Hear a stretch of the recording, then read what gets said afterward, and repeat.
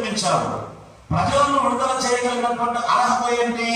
పాపము లేకుండా పరిశుద్ధంగా భూలోకంలో జన్మించడం. పాపము లేకుండా ఏ మానవుడైనా జన్మించగలడా అనంటే పురుష సహాయం లేకుండా స్త్రీ గర్భాన్ని దాల్చడం, స్త్రీ ద్వారా జన్మించడం, అది ప్రజాపతికి ఉన్నటువంటి లక్షణం.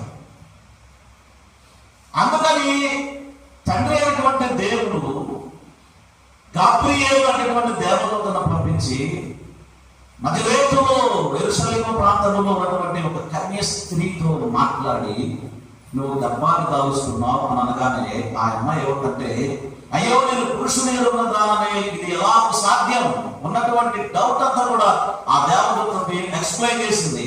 నా పరిస్థితి ఏంటి, నేనేంటి, నాకు పిల్లలు ఉండడం ఏంటి, నాకు ఇంకా పెళ్లి కాలేదు కదా, నాకు ప్రధానమైంది కదా, నేను ఎప్పుడు కూడా పురుషుని జోలికి వెళ్ళిన దాన్ని కాదా అంటే దేవదూత ఎవరు చెప్తాడంటే,